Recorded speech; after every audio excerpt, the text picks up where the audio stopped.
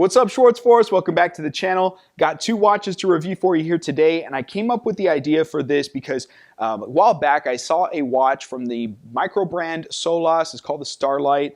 Really cool watch that has a micro rotor. It's like $400, automatic, and I tried really hard to get one on the channel. I actually had my buddy Miguel over at SoCal Watch Reviews. He even put in a good word for me with the owner, and for whatever reason, they just weren't willing or able to send the watch in for review. And I was super excited because, you know, I'm like, dude, that dial looks really cool. I could do some really cool production stuff with that.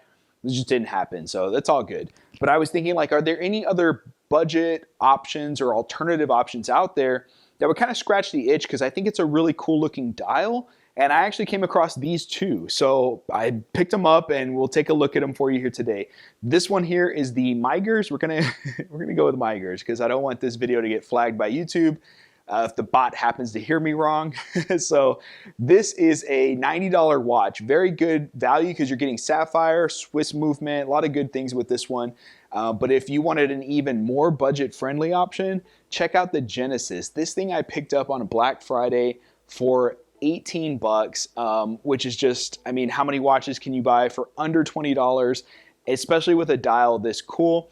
I think regular price, it's around still under 30, maybe 25 or so. But we're gonna take a look at these for you here today. Now, in case if you're new to the channel, my name's Dave. May the Schwartz be with you. And hey, did you know it's a great day to wear a watch? Today I have on my Brew Retrograph, this in the Technicolor dial. I picked this one up recently, got an awesome deal on it, and I will be doing a full review on this for you here in the future. I love it, so we'll get into that another time. But without further ado, let's get into this double review.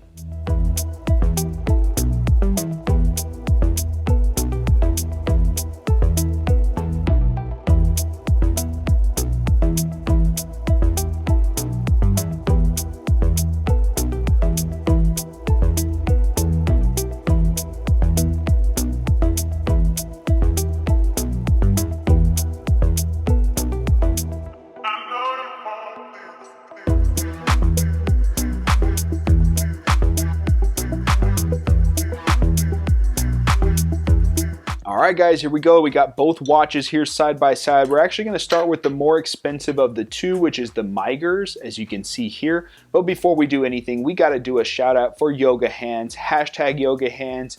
Thumbs up. You guys know what's up. Appreciate all the support for my yoga hand lovers out there. Okay, so let's jump into the Migers, the more expensive of the two at $89 on Amazon. Again, links will be down in the description below, but you're getting a little more bang for the buck here. Full 316L solid stainless steel case. Let's start with some measurements. So we're looking at a case diameter of 40 millimeters. If we include that crown, it's putting us just at 42 millimeters. The lug to lug height is going to come in at a reasonable, what is that, 48 millimeters.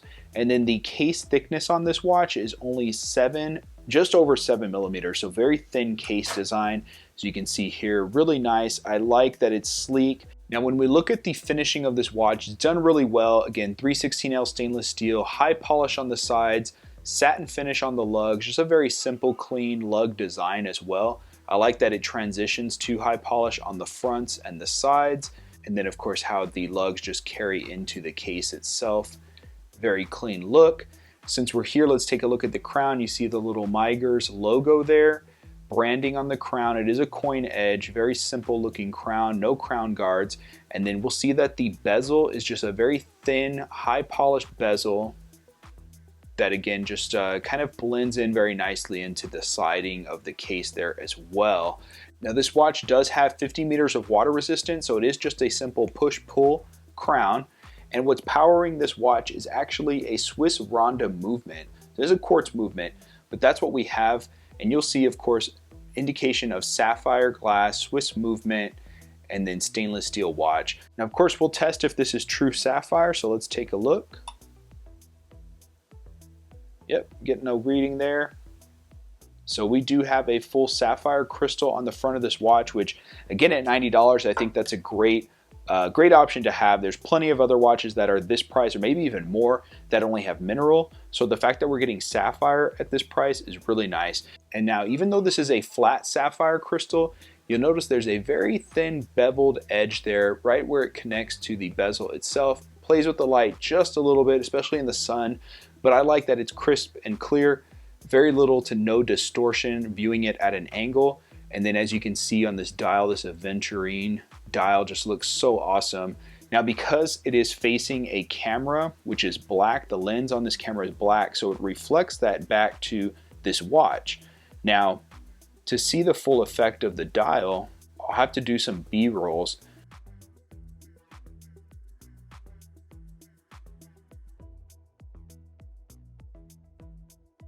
We see branding here at 12 o'clock that is applied to the dial itself, and then there's these Dauphine styled hands with a very simple stick needle second hand.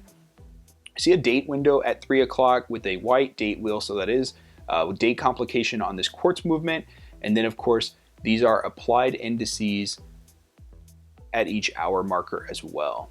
I'm gonna go ahead and give you a lume shot as we talk a bit more. The lume is not very strong in the sense that it won't last very long. Charging it here in the lights, you're gonna see it very bright initially, but it wears off and fades fairly quickly. I would have liked to have seen better lume, but again, it's just something I guess I'm kind of used to, and the fact you get some lume helps out a bit. Now, I happen to like this stainless steel option with the navy blue strap. I think it ties in really nice with the dial color, of course, and then we see that these also come with quick release spring bars, and there is that navy blue stitching along as well. It's padded at the lugs, which these are 20mm lug widths, and then of course that tapers down just a little bit where there is a stainless steel branded tang clasp or buckle, which is very clean. But they do also have this watch with a PVD gold colored case and then a brown leather strap, so you do have that option as well.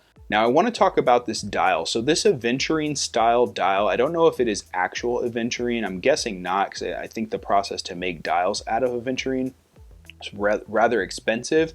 But one thing I will say is that this one, in comparison to the other, which we'll get to here shortly, there's some hints of bluish red, almost rainbow color specks that are in this dial effect, versus the other one seems to be more just black, blue, and white. And when you view this at an angle, hopefully that's showing up there, but when you view this at an angle, you really get that deep midnight blue, almost purple or purple color. It looks so good, especially in the right lighting. Man, to be able to get one of these dials sub $100, I think is really nice. Yes, it's a quartz movement, but it is Swiss. You're getting, you know, sapphire crystal, full stainless steel, decent leather strap. I think for the price, a lot of bang for buck here. But that being said, if you want to go even lower as far as your budget, then let's go ahead and take a look at the Genesis. So as you can see here, this is the Genesis option, and this is coming in at $21.99 for the regular price. I got this on Black Friday as a sale for I think like 17 and change, which is just awesome. But there's definitely a trade-off at this price point. So it says on the back of the watch, stainless steel. So it says steel watch, but I think it's referring to the case back. And the reason I say that is because I've seen other cheaper watches at this price range, and generally the case is going to be a metal alloy. If it is a full stainless steel case, awesome, correct me please if I'm wrong, but I'm gonna lean towards, just at this price, more than likely this is an alloy case with a stainless steel case back. It is a quartz movement. I didn't confirm which quartz. Oh wow, this thing is tearing up my yoga hands too. Look at that. Already comparing them side by side, you guys are going to notice the big difference in readability. But just with the light shifting, you kind of see that the Genesis, those hands fade a little bit more into the dial than the Migers does. All right, so let's go ahead and get some measurements on this watch. Again, we are looking at a case diameter of 40mm, so the same there. With the crown, we're coming in just a little bit larger at 43mm. Okay, so lug to lug on this one, again, 48mm, and then the case thickness, it's a little bit thicker, just at 10mm. So it's not quite as thin as the Migers, but we are also dealing with a 20mm lug width, so very standard. And then you'll notice that this case has a little bit more of a, I guess, separation. It's not quite as nice as the Migers. The lugs are a little thinner, and then you can see where they kind of blend into the case side, and then there's a separation between the top half and the bottom half of the case where there is a little bit thicker of a bezel, but that is also done in high polish. The lugs are high polish, the sides are high polish, and then we see that crown unbranded with a simple coin edge. It is push-pull to operate, and we're only getting 30 meters of water resistance on this case. Now, it does come with this Milanese mesh bracelet, but I gotta say, I took off my yoga hands because the edges here were snagging on it quite a bit. I'm gonna go ahead and take that as a cue to go ahead and take this bracelet off of this watch and replace it with a leather strap or a different Milanese mesh. The reason being is you don't want this to get caught up on your jacket or your nicer clothes and it pull the threads out. So I gotta say that's a pretty big con for this watch. Even though it's nice that they included the bracelet, the actual binding of it on the edge is done pretty well. You can see there at the lugs, yeah, stamped in there 3 times, so it's not terrible, but the edges were snagging my yoga hands, and yeah, I'd rather that not be the case. So go ahead and swap out the strap if you end up picking one of these up. You'll notice that the dial has the 3 o'clock date window. Now, one thing I do like about this dial versus the Migers is this actually has a date box. So you'll see that stainless steel edging there on the box, which I think is a nice touch.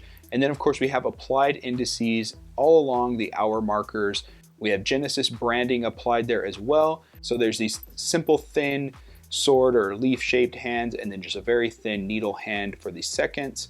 No lume applied on this watch at all. Now, that being said, one thing I do want to point out is the dial looks amazing in person. It's actually less of the colorfulness that we see in the Migers, but you do definitely get that midnight blue, almost purple kind of color on the Genesis as well.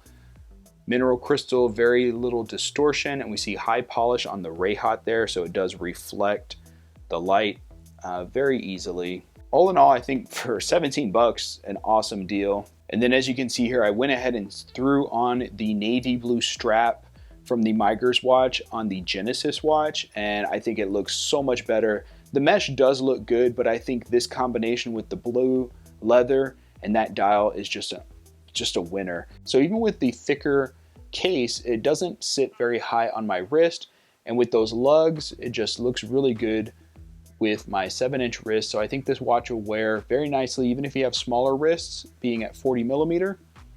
Very easy, and of course could go on a much larger wrist with no problem as well.